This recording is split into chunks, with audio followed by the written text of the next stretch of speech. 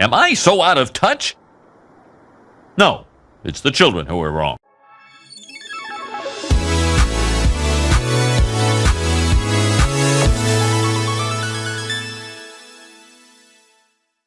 Hello my fiery friends, the Infernoman here with a hot topic issue that I wanted to talk about today. A couple of days ago, WotC has put out a survey that everybody was able to take regarding a focus on Spider-Man and to a lesser extent Marvel and Universe vs. Beyond. Now, as I'm recording this right now, I'm literally scrolling through social media, specifically it's going to be on X, where there's a lot of spicy comments up and down. I probably won't show you every single comment because there's so many out there, but WotC and Magic were definitely trending when this went out a couple days ago. If you haven't already done this survey, I think it's probably done by this point, but they probably got more or less what they wanted to data-wise from this.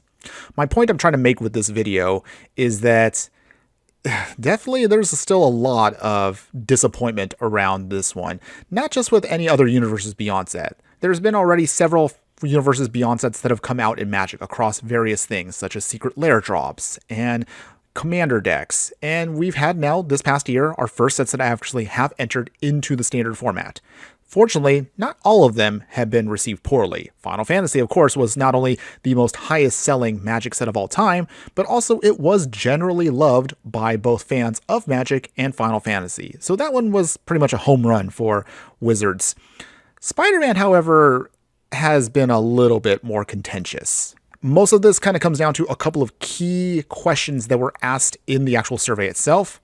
One of the most hottest ones that I saw from here was the one that said, to what degree did negative influencer commentary impact your perceptions of Magic the Gathering / Marvel's Spider-Man before the set released?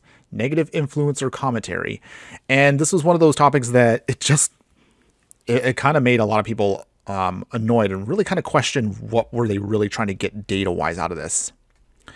And the other bigger question from this that also some people had, because yeah, some of these questions were wild. I've screenshotted a couple of them so you guys can see it if you didn't take the survey. One of the questions also was kind of hilarious, where it just reads, how do you feel about Wizards of the Coast / Hasbro as a company? It actually asks you, like, do you like us? It feels like, you know, when somebody passes you, like, in class a note that says, do you like me, yes or no? I'm kind of curious to know what some of you think, if you guys actually answered this honestly. And some of the other questions that we were seeing that some people were commenting on were things that said, like, you have indicated you have seen and engaged with content made by influencers, YouTubers, streamers, etc. about Magic the Gathering / Marvel Spider-Man. Please specify the name of those influencers, YouTubers, streamers, etc. If you don't remember, please enter none. Say what? In other words, I don't know, that sounds really hostile from the company. They're literally asking people, hey, people were talking smack about this set. Can you actually name those content creators? So that sounds a little scary, because that means it kind of sounds like they could just blacklist anybody that doesn't agree with how great it was.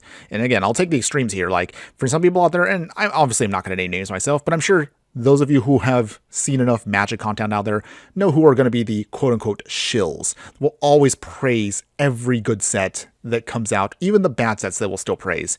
And some of us, like myself, I try to give a reasonable critique to that. If you see my channel, of course, I try to do my best to try to put out their content for every single set that comes out. And yes, I've done quite a few videos already for Omen Pass, although compared to the last couple of sets like Edge of Eternities and Final Fantasy, Omen Pass has fallen flat for this channel, but I still try to keep it fair. However, I've been very honest, it has definitely been a set that I am not fond of. In fact, this is the only set, if you haven't noticed on my channel, I haven't put out a single booster pack opening for Spider-Man at all. I have no interest in it. I don't really care. Having said that, and I've said this many times on previous other videos we've done, if this is a set that makes you happy, good for you, you're more than welcome to purchase whatever you want. I will not turn anybody away that plays with cards that I may not myself want to collect, but if you want to sit down at a table and play Spider-Man, or maybe an upcoming set like Star Trek, or even if you want to play the Furby cards from that Secret Lair drop, that's all up to you guys. That's your money. Have fun with it. Go nuts. I will not shame anybody on that. But going back to my main point, this set and the survey in general has been very strange because it really feels like Wizards of the Coast with Magic really wants to see, like, and they're aware of the negativity that we've been putting out there for this set. And it seems like they're kind of being a little more defensive than I anticipated. I mean, I'm going to put up that question from the survey on there again. I don't know what other company would actually ask you to name content creators that have spoken negatively or have critiqued some product or service they put out there. Because that sounds like the people that might actually name this genuinely, I'll be honest, like I didn't put down names. It's not I don't really feel like that's in good faith to actually name people that have put stuff out there. Like myself, again, I did admit I critique the set. I am somewhat negative about it, but I'm not telling people like, don't buy this. This is trash. You're a horrible person for that. Again, buy what you want.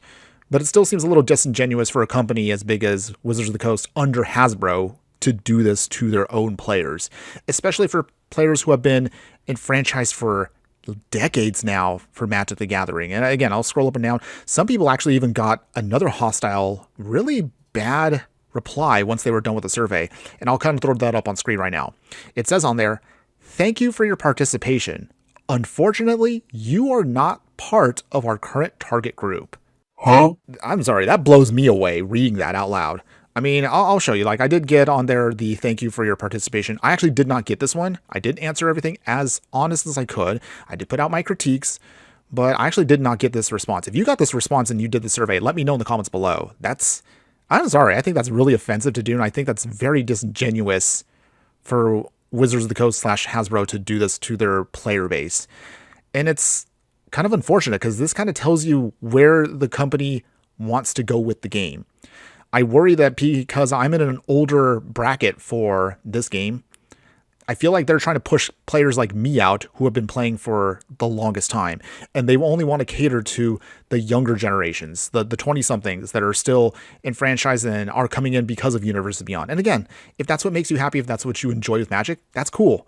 But to push out the players who have been there since day one, since the 90s, that's a little unfair. This game, again, is not a cheap game out there. This is definitely something that a lot of people have invested in, like dozens, hundreds, for some of you out there, I know, thousands of dollars. Some of you out there make this your own livelihood.